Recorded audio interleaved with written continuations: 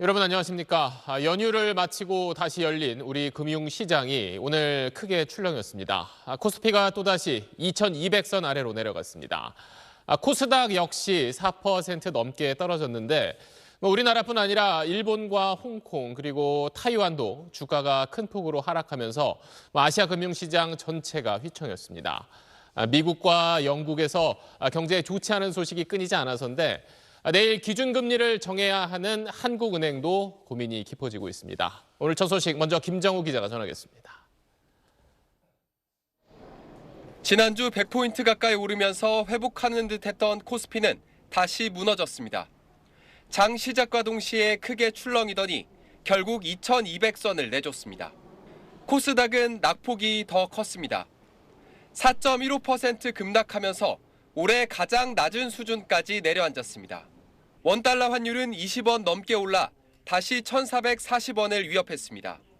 연휴 사이에 악재들이 되살아난 결과입니다. 미국에서는 기준금리가 계속 가파르게 오를 거란 공포가 심해졌습니다. 실업률이 50년 만에 가장 낮게 나오고 급여도 오르고 있어서 물가를 잡기 위해 금리를 올릴 거란 공감대가 형성된 겁니다.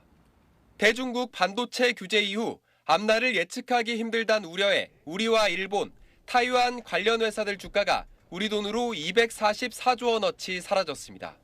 내년도 말 정도의 글로벌 경기 침체가 좀 올 것이다라고 전망을 해왔었다라면 이 시점 자체가 올해 연말 또는 내년도 초 정도로 좀 빨라진 점도 시장이 좀 부담을 주고 있는 상황이라고.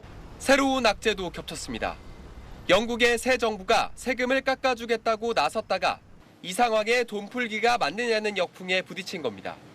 시장이 흔들리며 달러 버금가는 안전자산이라던 영국 국채마저 내던지고 있습니다. 영국의 이제 국채가 위험해졌다는 부분은 선진 시장에서의 안전한 자산이 안전하지 못할 수 있다라는 불안감 이런 것들로 이어지기 때문에 결국에는 안전 자산에 대한 신뢰 자체가 무너지면서 결국에는 이제 금융에 대한 불안감이 더 커졌다라고 봐야 될 것 같고요. 한국은행은 내일 기준금리를 다시 결정합니다. 미국 기준금리가 우리보다 높으니 우리도 금리를 크게 올려 균형을 찾아야 한다는 목소리가 나옵니다. 하지만 경기 침체와 가계빚 부담도 동시에 고려해야 하는 상황이라 금리 인상폭을 놓고 한은은 고심하고 있습니다. 네, 앞서 들으신 대로 지금 세계 경제가 흔들리는 건 영국의 영향도 있습니다. 자세한 내용은 앞서 리포트 전해드린 김정우 기자와 더 짚어보겠습니다. 자, 금융 강국이라고 했던 영국이 휘청이면서 그 여파가 지금 세계로 번지고 있는 건데 실제로는 어느 정도 심각한 겁니까? 네, 요즘 제가 만난 전문가들은 아침에 일어나면 미국 뉴욕 증시가 아니라 영국 국채 가격과 금리를 살펴본다고 말합니다. 네. 이 국채 때문에 전 세계를 휩쓸 수 있는 금융위기가 런던에서 시작되는 것 아니냐라는 우려가 나오고 있기 때문인데요. 현재 영국은 우리나라의 국민연금격인 영국 연기금이 초안전자산으로 분류된 영국 국채에 대규모 투자를 하고 있습니다. 포트폴리오의 절반 가까운 2,500조 원을 투자하고 있는데요. 최근에 영국 정부의 정책 혼선으로 국채 가격이 유례 없이 가파르게 떨어지면서 순식간에 파산 위기를 맞게 된 겁니다. 영국 중앙은행이 급하게 나서서 불은 껐지만 아직은 사태가 진정되지 않았기 때문에 앞으로 전 세계 또는 우리나라에 미칠 영향이 적지 않다고 볼 수 있습니다.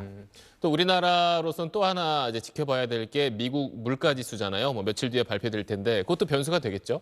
네, 우리 시간으로 목요일 밤에 나옵니다.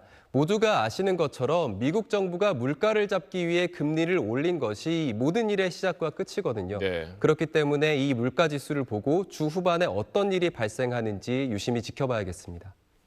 방금 이제 김 기자가 이야기한 나라 안팎의 상황을 쭉 놓고 이제 내일 한국은행이 기준금리를 결정할 텐데 얼마나 올릴 것 같습니까? 지금 현재로서는 0.5%포인트 인상설이 가장 유력하게 제기되고 있습니다. 원래 그동안은 0.25%포인트 올릴 거란 이야기가 많았는데 지금은 이제 그걸로는 안 되겠다. 그래서 생각을 좀 바꾼 겁니까?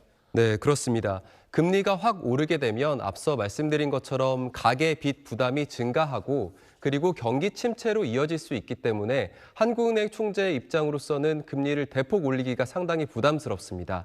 하지만 지금 대내외 경제 상황을 봤을 때 이 모든 상황이 한국은행 총재의 등을 떠밀고 있다라고도 볼 수 있을 것 같은데요. 이렇게 되면 우리나라 기준금리는 10년 만에 3%대에 도달하게 됩니다. 바꿔 말하면 은행에서 돈을 빌린 차주들이 10년 만에 가장 높은 금리 이자를 지불해야 된다는 소리가 되기 때문에 이런 금융 충격을 어떻게 흡수할 수 있을지도 지켜봐야겠습니다. 네, 알겠습니다. 지금까지 경제부 김정우 기자였습니다.